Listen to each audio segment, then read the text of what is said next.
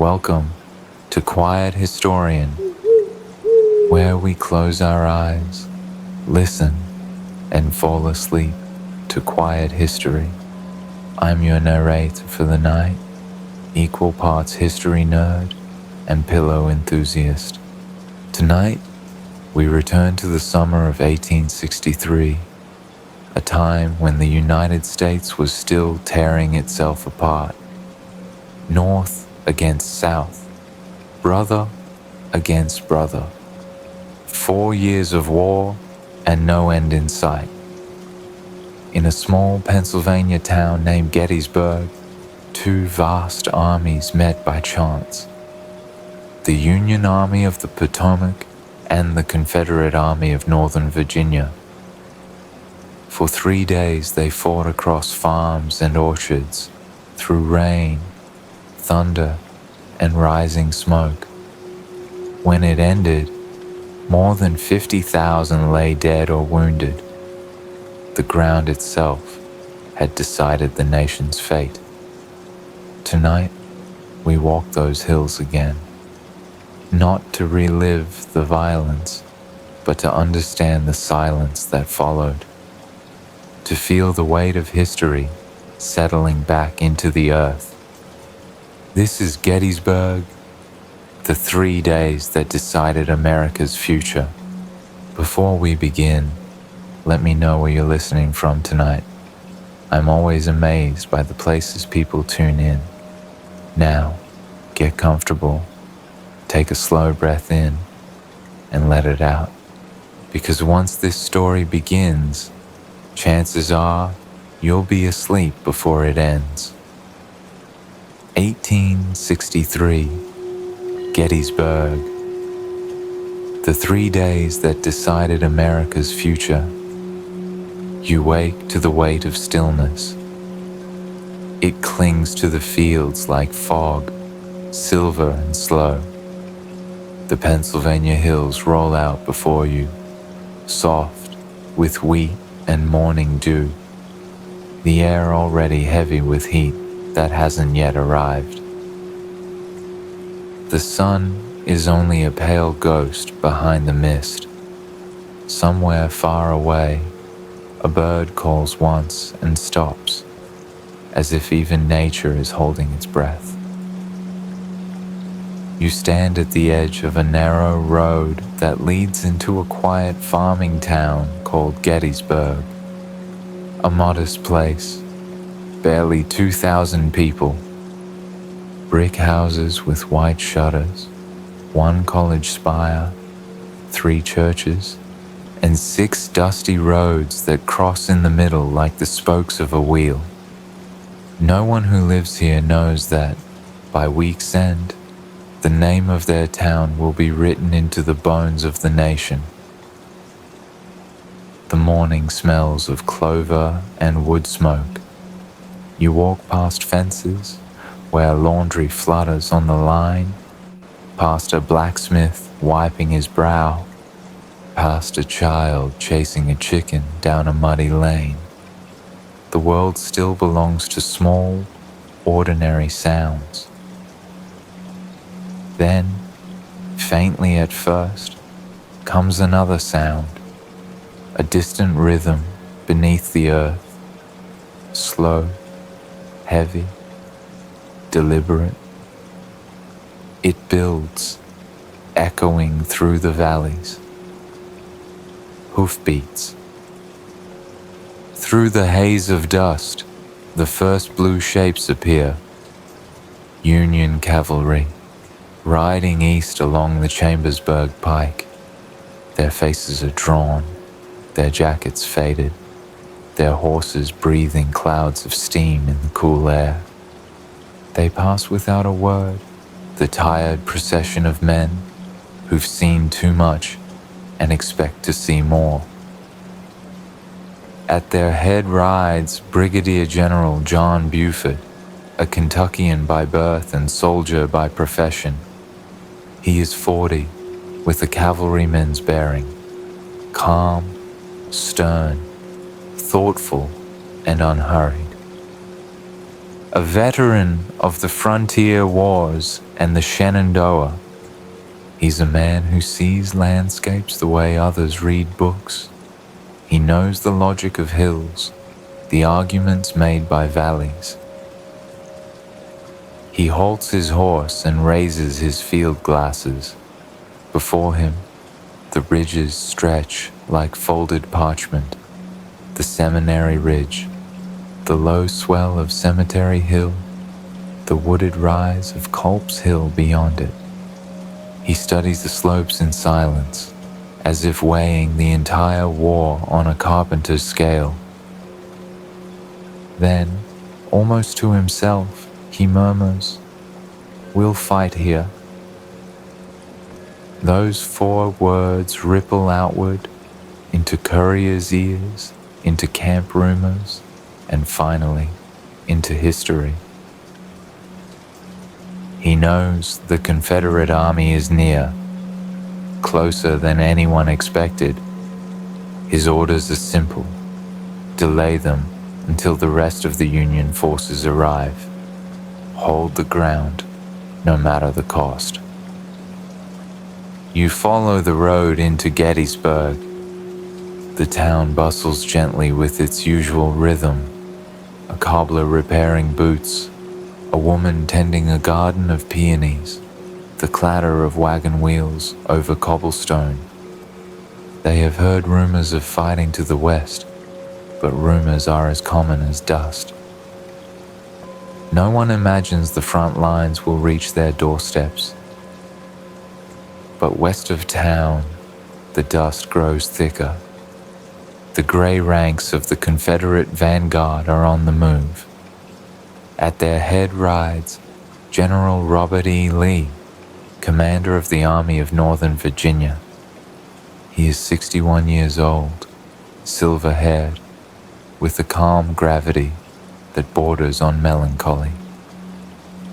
He believes one great victory on Northern soil could break the Union's will to fight. For months, his men have followed him through hardship, trusting his silence more than another man's speeches. The soldiers march barefoot across gravel and dust, singing old hymns under their breath. They are hungry, sunburned, their uniforms patched with mismatched cloth. Yet they carry themselves with a strange dignity, as if endurance itself were a kind of victory. Shortly before 10, the first shots are fired. A puff of white smoke curls above the trees. Then another. The sound rolls across the hills, like thunder from a sky too clear to explain it. Buford's cavalry dismounts, rifles ready. They form thin lines along stone walls and orchard fences. The smell of gunpowder spreads through the wheat, sharp and bitter. Their horses stand behind the lines, snorting and stamping at each new volley. Within an hour, the fields west of town are burning with musket fire. Bullets cut through fence rails. Cannon smoke drifts through the trees. The hills begin to echo with the ancient argument of war. Men shouting, horses screaming, the air trembling with percussion. By late morning, reinforcements arrive. They are led by Major General John Reynolds, commanding the Union First Corps, a tall Pennsylvanian with a calm authority that borders on grace. He's known among his men as fearless, but never reckless, a general who fights where he stands. When he sees the enemy closing, he calls out simply, "Forward, boys." Moments later, he is struck and falls from his horse without a sound. The men pause, one heartbeat, no more, and then charge ahead shouting his name. They drive the Confederates back through the wheat, each man moving as if his courage were borrowed from the fallen. The day grows hotter. Powder smoke thickens into fog. The sunlight turns the air into molten glass. The smell of sulfur, sweat, and trampled grass mixes into something the lungs never forget. Inside Gettysburg, the first shells land. Glass shatters. A shopkeeper ducks behind his counter as cannonballs bounce through the street. A woman leading her children to the cellar stops to grab a loaf of bread cooling on the sill. Habit, even now. The Lutheran seminary becomes a lookout post. Students climb to the tower with field glasses and watch the tide of battle roll toward them. They write what they see in small, shaking letters, lines folding and unfolding like waves on the sea. By mid-afternoon, the Union lines are bending backward. Cavalry gives way to infantry, infantry to desperation. The streets fill with dust, blood, and the raw smell of horses. A drummer boy, no older than 14, hides behind a water trough, hands over his ears. Someone's rifle leans beside him, forgotten. He stares at the cracked drumhead between his knees and thinks only of silence. The Confederates push forward, their flags tattered, their faces gray with powder. They enter Gettysburg through smoke and chaos. Windows explode. Doors swing open to reveal cellars, already full of civilians praying by candlelight. From a window above the square, a schoolteacher watches the retreating Union soldiers. In her diary that night, she writes, "They look like boys, too young to be so tired." As evening falls, the battle drifts south toward the ridges. The Union troops retreat up the slopes of Cemetery Hill and Culp's Hill. They drag their cannons into position between headstones, the names of earlier wars carved beneath their boots. They are too tired for irony. Below them, the town burns in small places, barns, wagons, an orchard catching fire where cannonballs have struck dry grass. The air tastes of ash and rain that won't fall.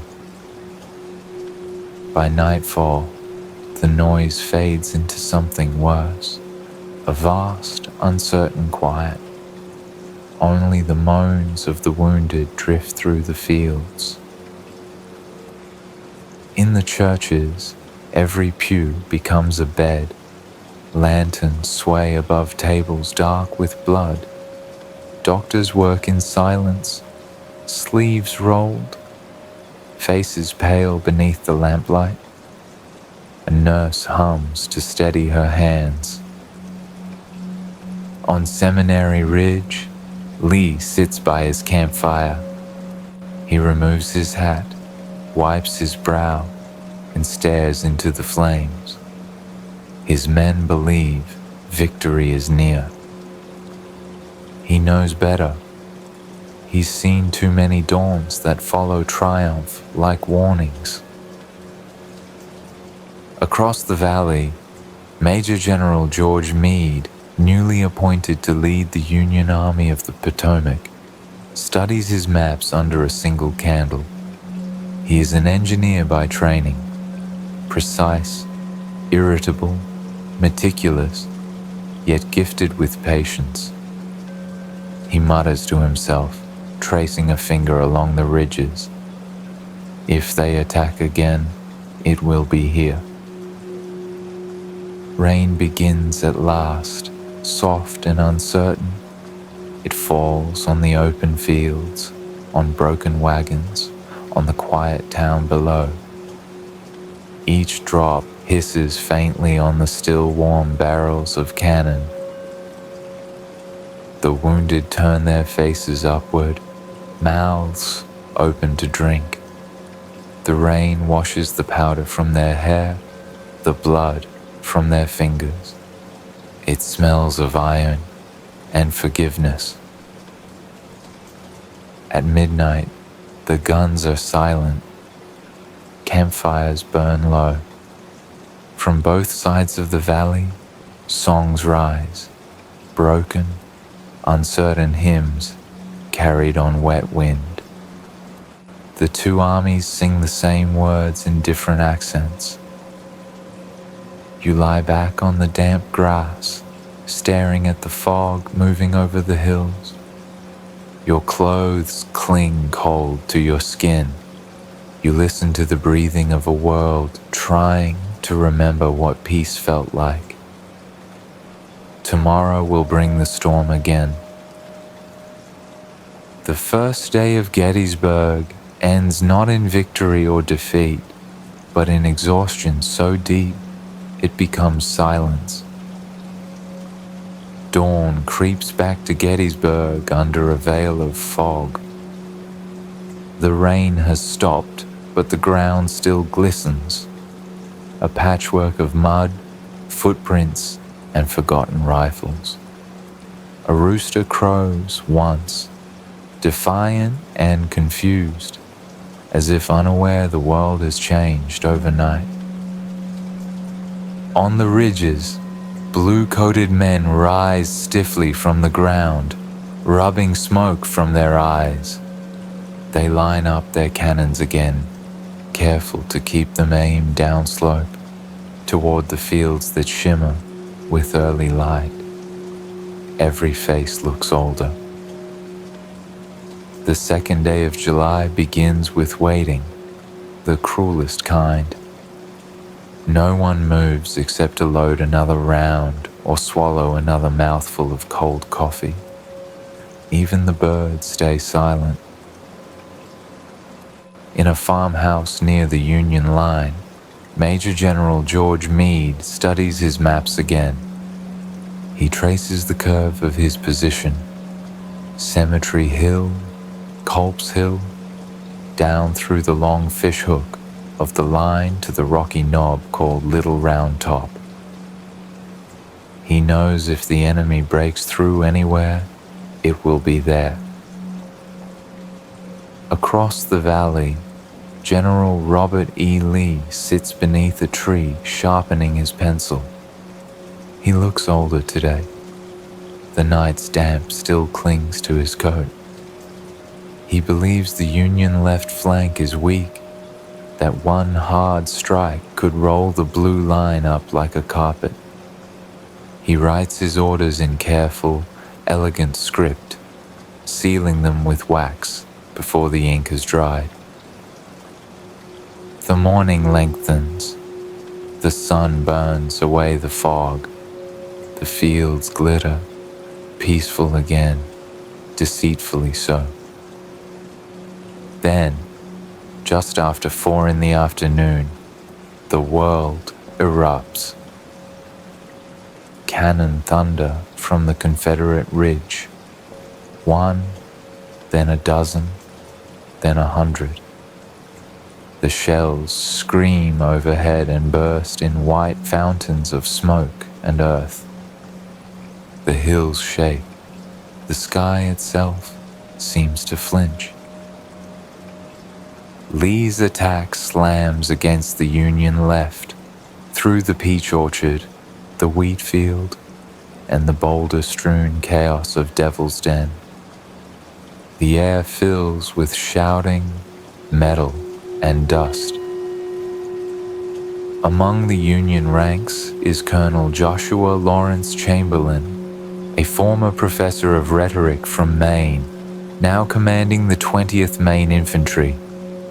He's 34, bookish, handsome in a tired way, He once taught Greek verbs. Now he commands a line of men whose courage has outlived their ammunition. They stand at the farthest end of the Union flank on Little Round Top. If they break, the entire army breaks with them. Chamberlain looks down the slope and sees the grey ranks forming for another charge. He knows they have no bullets left. He glances to his brother Tom beside him and whispers, "Fix bayonets." Then, almost impossibly, they charge downhill. The two lines collide in smoke and shock. Men shout, stumble, and vanish into the swirl of dust. When it clears, the Confederates are falling back, stunned by the fury of a charge without ammunition. The hill holds, the line holds. Elsewhere, the fight surges through orchards and wheat fields until dusk. Bodies lie tangled among fallen fences, canteens spilling into the dirt. The July heat curdles everything: air, blood, and thought. When the cannon finally stops, the sun hangs low and red. The hills glow as if on fire. A field nurse writes in her journal, "The smell of death is everywhere. I pray for night." Night comes, but it brings no mercy. The wounded cry out for water. Some call for mothers who cannot hear them. Others whisper prayers for both sides at once. Rain threatens again, but does not fall. The lanterns burn dim. The groans fade into murmurs. When morning breaks on July 3rd, the air is clear and thin. The battlefield glows gold under the first light. There is no wind. For several hours, the world waits again. Both armies know this will be the day that decides everything. Even the generals move more slowly, as if weighed by the knowledge. Around 1 in the afternoon, the silence breaks. A single Confederate cannon fires from Seminary Ridge, a signal. 150 more answer it. The valley fills with sound, rolling like thunder trapped inside the earth. Children hiding in basements clutch their ears. Horses rear in panic. Windows shatter miles away. The barrage lasts for nearly 2 hours. When it stops, an eerie calm descends. Then, from the Confederate side, a long gray line begins to move forward. 12,000 men marching shoulder to shoulder across open ground. It is Major General George Pickett's division sent to break the Union center. They advance through the heat shimmer, bayonets glinting like mirrors. Union artillery waits. Then the hillside explodes. Shells burst in mid-air, scattering iron and light. Still they come, a mile of marching men, flags lifting and falling like waves. They reach the low stone wall that marks the Union line. For one impossible minute, gray and blue are face to face, musket barrels touching, hands grabbing, smoke swallowing everything. Then it ends. The charge collapses under a storm of rifle fire. Pickett's men fall back across the field they crossed, fewer with every step. Lee rides out to meet them. He removes his hat. His voice is low, steady, broken only by the crack in his heart. "It is all my fault," he says. He knows the war will continue, but the dream of victory has died here. That night, rain finally comes, hard, clean, relentless. It falls on the fields where thousands lie still. It washes the blood from the stones and turns the roads to rivers of red clay. At dawn, July 4th, the armies are gone. Lee's troops have begun their long retreat south toward Virginia. The Union Army remains, too tired to celebrate, too hollow to speak. The air smells of gunpowder and wet wheat. The townspeople emerge from cellars. They walk the fields in silence, searching for survivors. A woman kneels beside a stranger and wipes mud from his face. A child offers water from a tin cup that trembles in his hand. For days, the living and the dead share the same narrow streets. Church bells ring for funerals that never end. Farmers repair fences between unmarked graves. In November, the ground is dry again. Rows of wooden markers rise on the hill that saved the nation. The air is cold, crisp, expectant. A small crowd gathers. Soldiers, widows, townsfolk, children in borrowed coats. Among them stands President Abraham Lincoln, tall and pale in his black coat. He holds a folded sheet of paper in his hands, the ink still fresh. He looks up at the rows of graves and then begins to speak. 77 years ago, our fathers brought forth on this continent a new nation, conceived in liberty. His voice is quiet, almost swallowed by the wind. He speaks for barely 2 minutes. When he finishes, there is no applause, only the hush of a people realizing they have just heard eternity. The crowd disperses slowly. The sun slides behind the hills. A woman straightens one of the wooden crosses and whispers, "Maybe now we can rest." You walk the same ground years later when the grass has grown tall again. The fences are rebuilt. Children play in the fields that once shook with cannon fire. The air smells of hay and rain and forgiveness. You pause on Cemetery Ridge, watching the wind ripple through the wheat. Somewhere far below, a train whistle echoes, the sound of a country moving forward, carrying its scars with it. You close your eyes. The war feels distant now, but the silence it left behind still hums beneath the soil.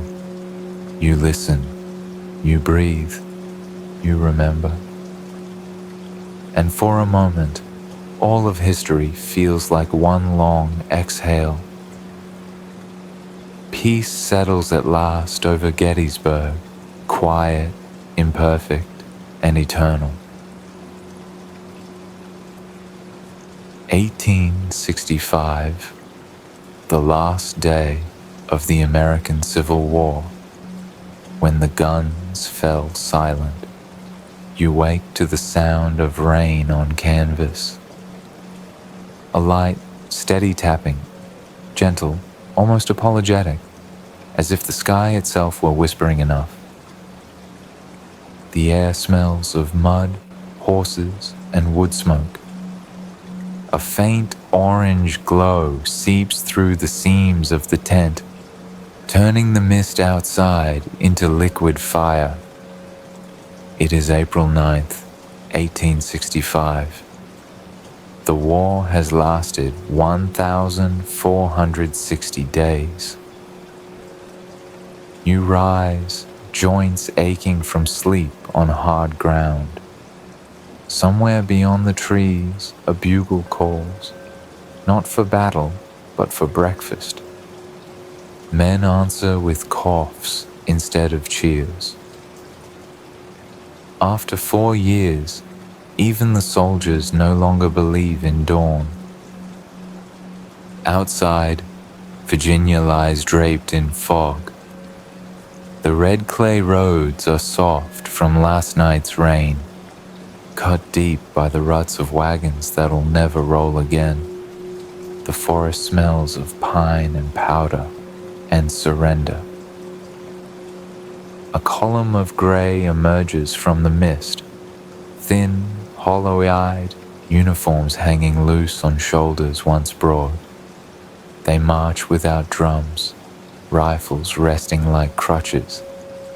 This is what remains of the Army of Northern Virginia. At their head rides General Robert E. Lee, 61 years old, straight-backed on a dappled gray horse named Traveler. His beard is white now, his uniform immaculate, pressed as if by habit or prayer. He has led men through victory and ruin, and he knows which this day will be. He whispers to his aide, "It is finished." Ahead, through the rain, waits Ulysses S. Grant, commander of all Union armies. A quiet man who chews cigars and speaks softly. He is 39 and looks older. His coat is splattered with mud. His boots are caked in red clay. He has not slept more than an hour at a time in a week. Grant has been pursuing Lee west from Richmond for days. Every night he sends a note, plain, direct, asking Lee to surrender. Every morning, another answer comes back, polite but defiant. Until now. They will meet today in the small village of Appomattox Courthouse, a cluster of red brick buildings along a single dirt road. There is a tavern, a post office, a store, and one white-painted home that belongs to Wilmer McLean, a man who began the war in Manassas and swore to move away from it. It has followed him here.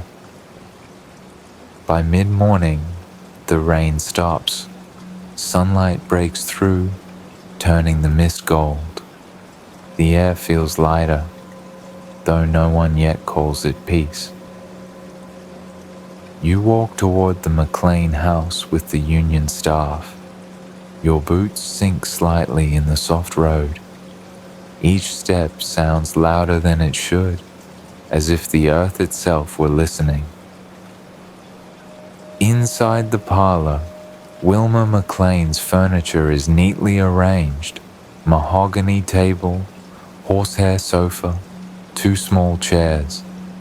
Someone has set a bowl of apples on the mantel. The ordinary perfection of the room feels almost indecent against the weight of what it will witness. Grant arrives first. He stands awkwardly, removing his gloves, brushing dirt from his sleeves. He glances at the wallpaper, the clock, anything to avoid the silence. Then the door opens. Lee steps inside. The 2 men face each other, one immaculate, one unpolished. 2 sides of a wound that has cut a nation in half. Neither salutes, neither needs to. Grant breaks the silence first. He speaks of old service in Mexico, of comrades now gone. He says he had not expected to meet again like this. Lee nods, answering politely, as if they were guests trapped in the same storm. Finally, Grant clears his throat. "General Lee," he says, "what terms will satisfy you to bring this war to a close?" Lee's voice is low, steady. He asks that his men be allowed to return home, that officers keep their sidearms and horses for the spring plowing. Nothing more. Dignity for the defeated. Grant agrees without hesitation. He picks up his pen, a plain steel nib, and begins to write the terms on McLean's kitchen table. The scratch of the pen is the loudest sound in the world. Outside, the soldiers wait in uneasy silence. Union men lean on their rifles, staring toward the house. Confederate sentries stand just beyond the orchard fence, motionless except for the slow lift of breath. Inside, Lee reads the document carefully, his gloved hand trembling once before he steadies it. He removes his spectacles, signs, and rises. Grant rises too. Neither man smiles. They simply bow. Old courtesies returned to a young country. As Lee mounts Traveler and rides back toward his men, the Union officers step out onto the porch. They watch him go in silence. No one cheers. The sound of hooves on the muddy road fades like the end of a prayer. A few minutes later, the news reaches the camps. At first there is disbelief, then a slow ripple of relief. Men drop to their knees, weeping, laughing, staring at their hands as if unsure what to do with them now. A Union drummer boy, no older than 16, whispers, "Is it over?" A sergeant nods. "It's over, son." Then, softer, "Go to sleep." The sun slides higher. The air warms. From the hilltops come scattered cheers that blend with sobs, and the first birdsong in months. You walk through the camp as men begin to pack away their rifles.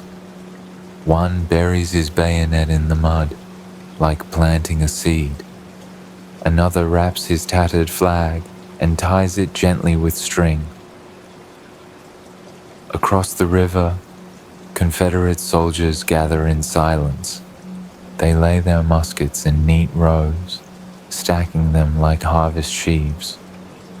Someone begins to hum a hymn, low, unsteady, but familiar. Soon voices join on both sides. Home, sweet home. For the first time in 4 years, the two armies sing the same song without aiming at each other. The notes drift up into the warm air, mingling with the smoke of dying fires. By afternoon, the fields around Appomattox are quiet, except for the buzz of flies and the creak of wagon wheels. The war that began with shouting has ended in whispers. As the light fades, Grant sits alone outside his tent, cigar forgotten between his fingers. He writes a brief note to Washington. The war is over. Then he adds one more line. The men behaved splendidly. Night comes softly. The campfires burn like tiny constellations across the Virginia hills. In one of them, a soldier tosses his cartridge belt into the flames and watches it melt. The stars emerge, bright and indifferent. The wind carries the smell of rain and wild mint through the sleeping camps. You close your eyes and listen to the sound of nothing, the rarest sound of all. Morning rises clear and golden over Appomattox. The fields are silver with dew, and the smoke from dying campfires drifts low like ghosts reluctant to leave. The thunder of cannon has been replaced by the softer chorus of voices, tired, human, relieved. You walk the ridges where the armies had stood. Blue and gray mingle now without fear. Men trade coffee for tobacco, laughter for silence, stories for the promise of sleep. It feels awkward at first. Mercy always does. A Confederate captain removes his belt buckle and hands it to a Union private. "Keep it," he says. "You earned it more than I did." The private shakes his head. "We both did." They settle on shaking hands instead. Nearby, General Grant rides through the camps. He removes his hat as the Confederates salute. He returns each gesture with quiet respect. He has given no orders for celebration. He will not let victory smell like vengeance. Across the road, General Lee sits beneath a blooming apple tree. The petals drift down onto his shoulders, white as the hair at his temples. He reads letters from his officers asking what comes next. He answers each the same: go home. Be good citizens once more. By noon, the formal surrender begins. The Confederate infantry marches forward to stack arms, rifles, bayonets, tattered flags, in long, solemn rows. Union soldiers watch in silence, hats held against their chests. When it is finished, the air seems to expand. There is no cheer, no trumpet, only the rustle of leaves and the whisper of boots on dust. The sound of war leaving the world. You stay long enough to see the first wagons roll east toward home. Men wave from the backs, their faces open and bewildered. They have survived, and survival itself feels like disbelief. That evening, rain begins again, soft and forgiving.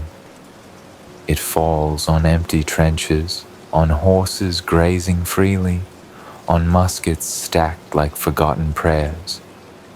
The war is ending exactly as it began, in Virginia, under rain.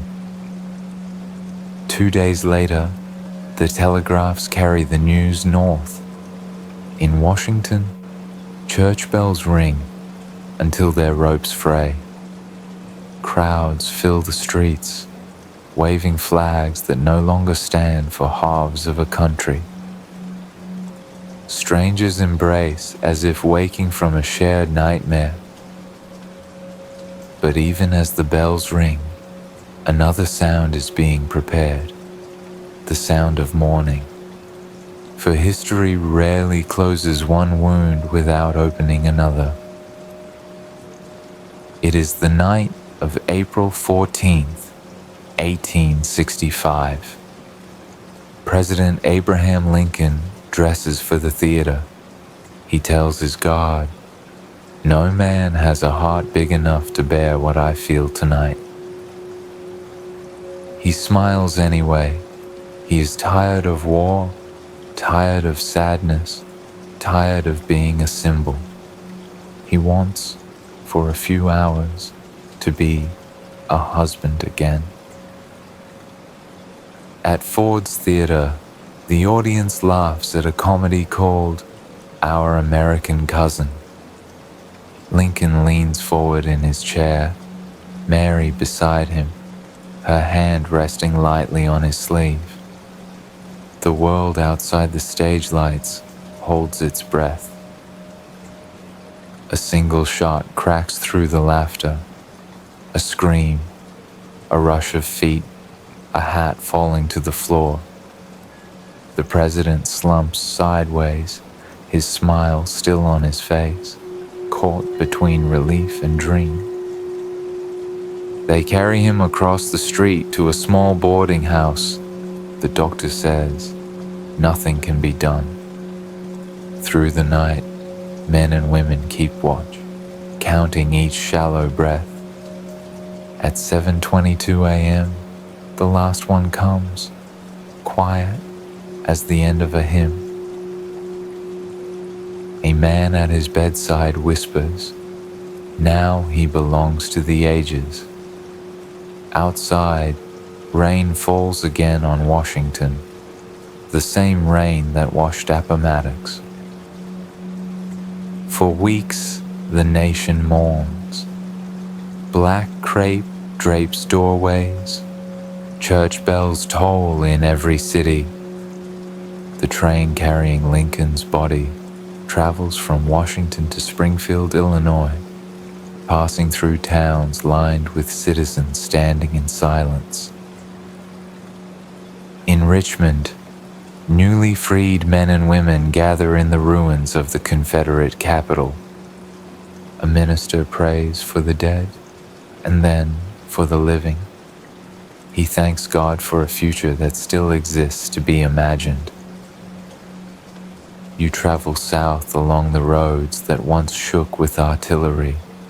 The fields are green again, broken fences mended, birds returning to trees that were bare.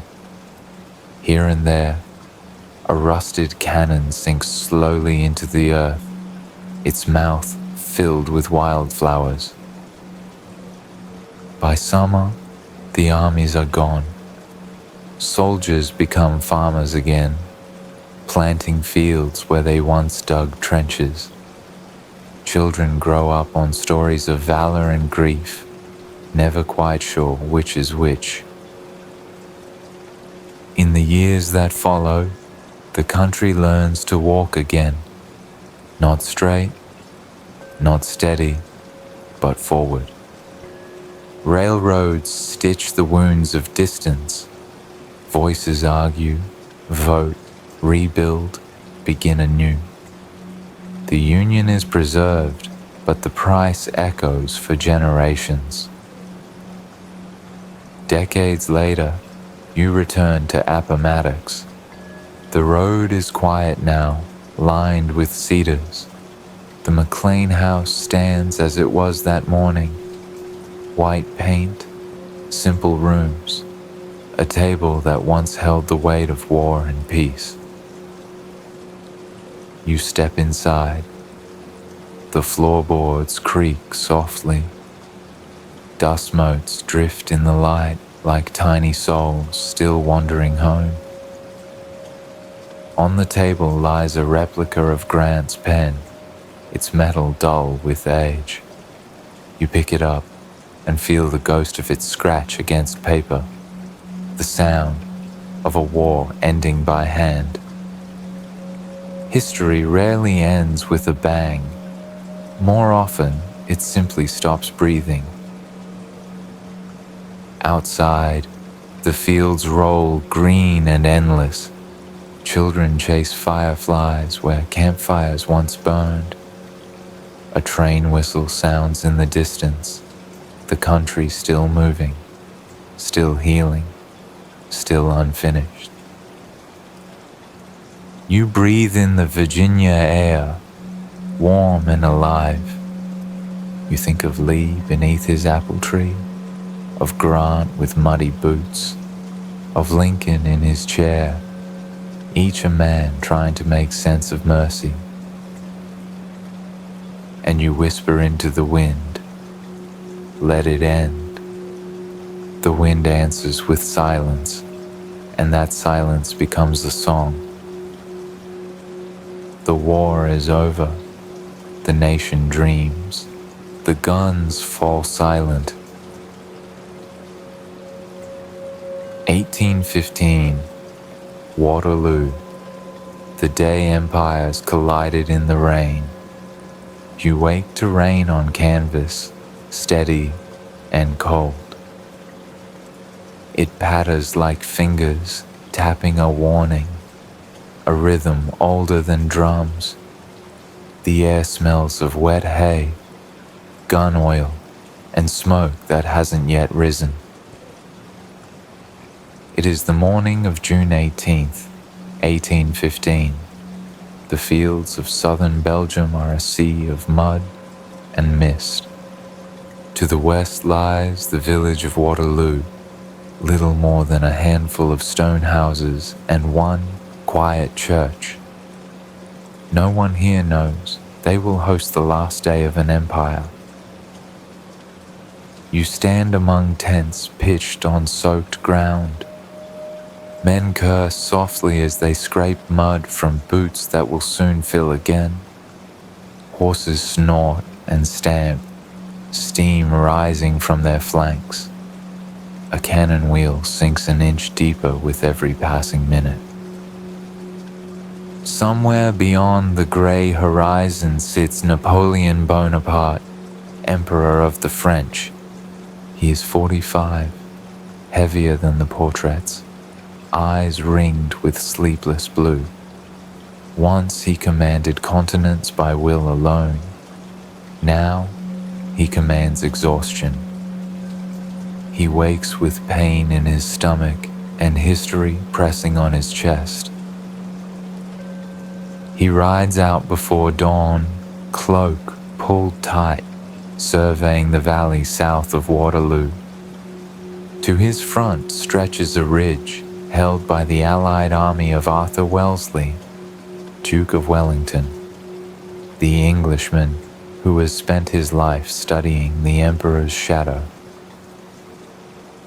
Wellington's army is a patchwork: British regulars, Dutch Belgians, Hanoverians, Scots in tartan, Prussians expected, but not yet arrived.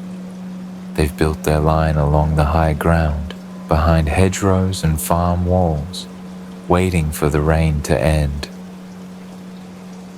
The morning crawls. Napoleon's staff suggests attacking at once. He shakes his head. The ground is too soft for artillery. The cannons would drown in the mud. He decides to wait for the sun, the same sun that will never quite arrive. Across the ridge, Wellington sips coffee under a dripping oak. He is 46, lean, composed, and privately terrified. He says little, except to one aide. They'll break against us if the ground holds. Then he adds, almost to himself, if the Prussians come. By 10 a.m., the rain fades to drizzle. Cannon crews strip the tops from their guns. The valley fills with smoke and breath. A single French gun fires, a short, abrupt bark that ends the waiting of Europe. The first assault is aimed at the farmhouse of Hougoumont, a walled orchard at the Allied right. French skirmishers rush through the wet wheat, bayonets catching stray glints of sun. Inside, British guardsmen slam the gates and fire through loopholes in the walls. For hours, the fight turns that orchard into a furnace. Cannonballs carve trees into splinters. A chapel catches fire, Men inside keep fighting until the roof collapses. A French colonel shouts, "Burn them out!"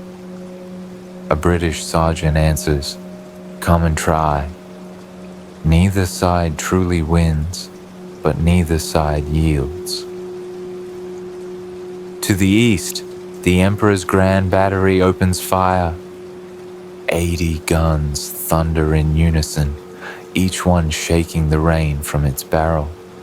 The earth quivers. Men bite leather straps to keep their teeth. You watch the cannon's smoke drift across the valley like rolling fog. The world becomes monochrome, mud, smoke, and flashes of fire. At noon, Napoleon gives the order for his infantry to advance. The drums begin, muffled by the mud.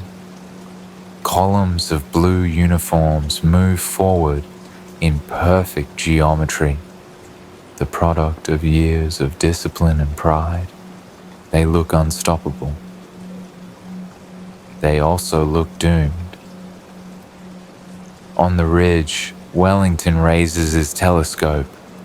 He watches the French approach and mutters, "Now they come." He rides the line calmly, tipping his hat to the men. "Stand fast," he said. "That's all." When the French reach musket range, the ridge erupts. Thousands of rifles fire at once, the sound like fabric tearing the sky. Smoke hides the sun again. The first French columns shatter and reform, advancing step by step. Mud sucks at boots. Flags disappear in haze. At the farm of La Haye Sainte, a handful of German riflemen hold off an army, firing from windows until the barrels glow. By mid-afternoon, the valley has become a swamp of gunpowder and thunder. The smell of sulfur clings to everything. Men fight knee-deep in mud that once grew wheat. Horses scream as they fall. Their riders keep swinging sabers that no longer shine. At 4 o'clock, Napoleon commits his cavalry. A glittering tide of cuirassiers and lancers surges forward, armor gleaming under the thin sun.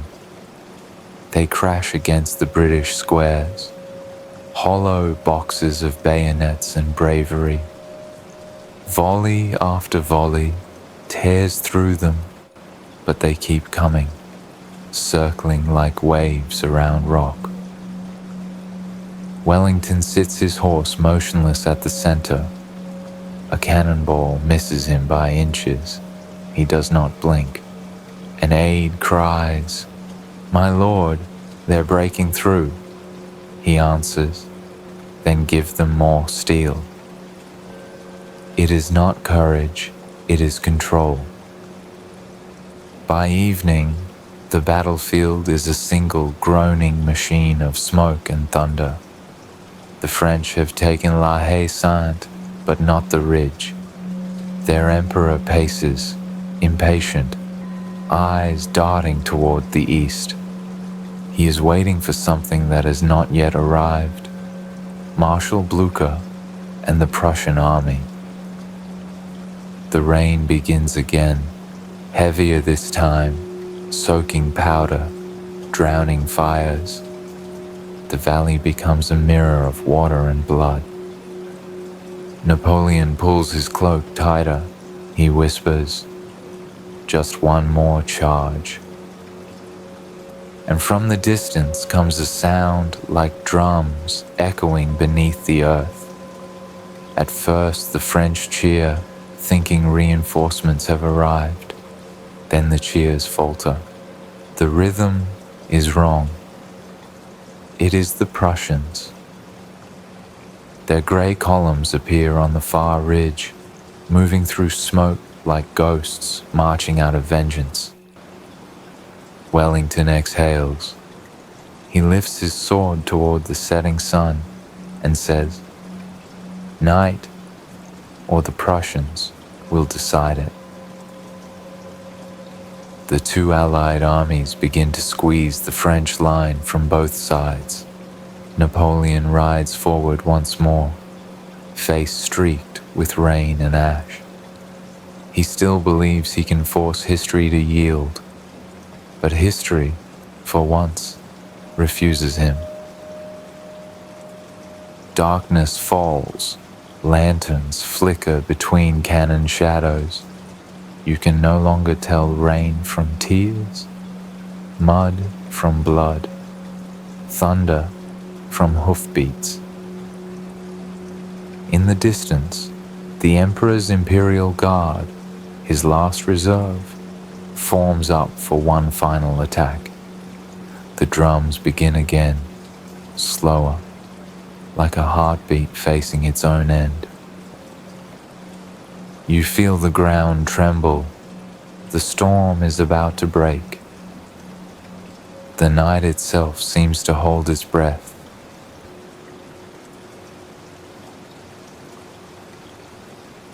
The Empire falls into silence. The rain eases, but the night does not.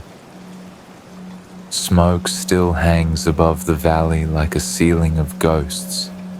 The field glows faintly from burning wagons, cannon wheels still smoldering where sparks caught the tar.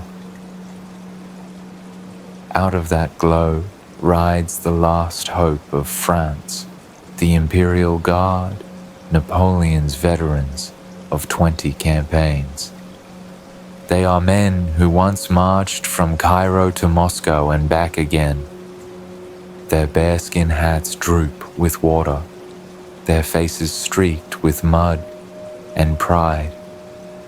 They know this charge is their farewell to history. At the ridge, Wellington watches them come. He lowers his telescope. Every man on his line knows the legend. The guard never breaks. He turns in his saddle and says simply, "Give it to them." The command passes down like a shiver. Muskets flash, cannon thunder in quick, savage rhythm. The guard presses upward through smoke and hail. Their drums pound louder than the rain, louder than fear.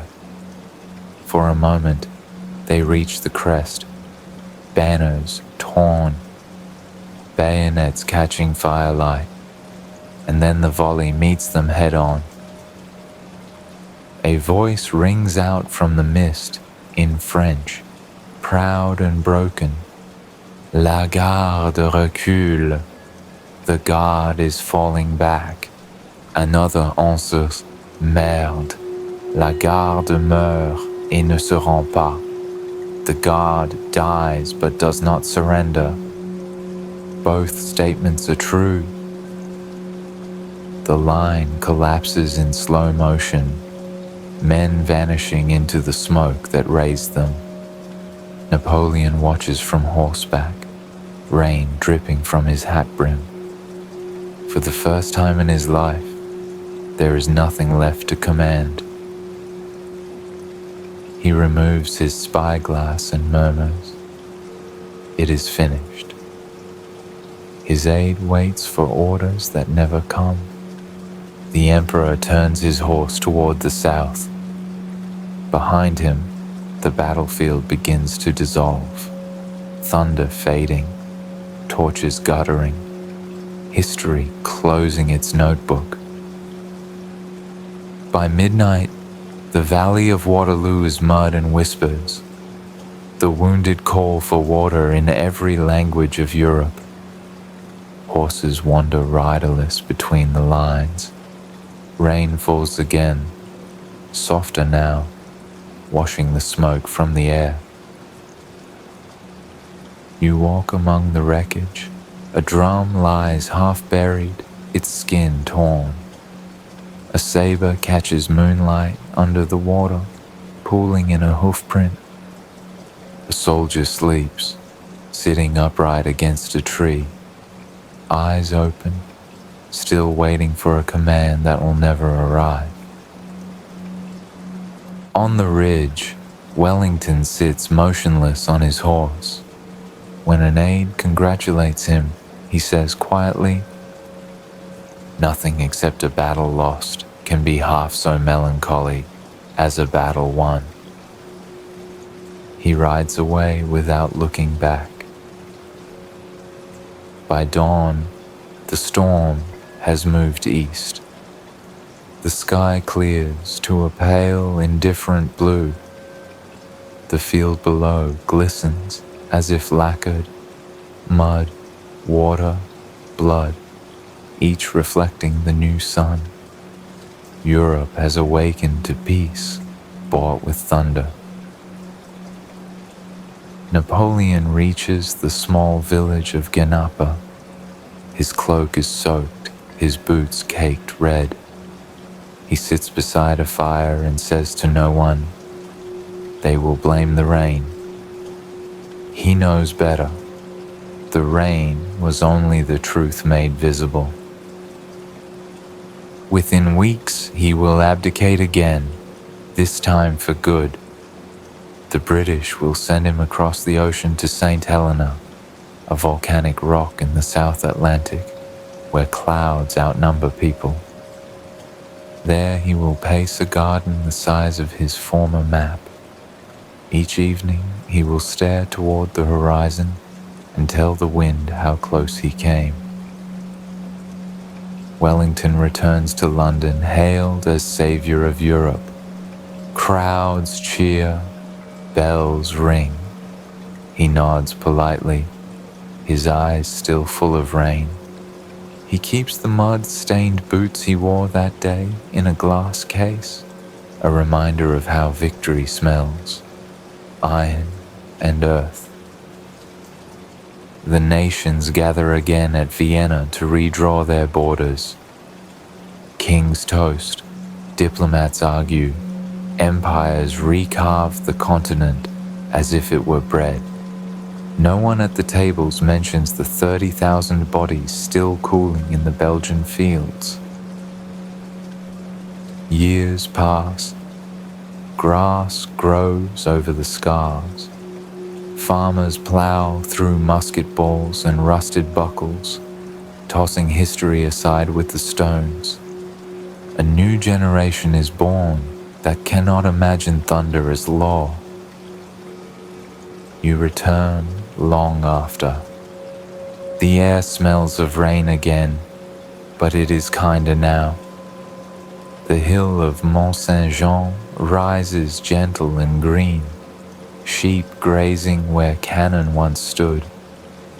Tourists climb to the monument crowned by a bronze lion, its paw resting on a sphere, symbol of peace through vigilance. You sit on the damp grass and listen. No drums, no guns, only wind moving through wheat. Each gust carries a faint echo, the rhythm of boots, the murmur of commands in a dozen tongues, the sigh of ambition dissolving in rain. History feels close enough to touch, yet impossibly distant. You imagine Napoleon watching the same clouds from his island, Wellington staring into the London fog, both men haunted by a single day they could never forget. The day the world grew tired of war. The sky darkens. Rain begins once more, slow and patient, washing the monument clean. Each drop strikes the stone like the ticking of forgiveness. You close your eyes. The thunder is gone. Only the rain remains, the eternal sound of endings that the earth understands. Empires rise, empires fall.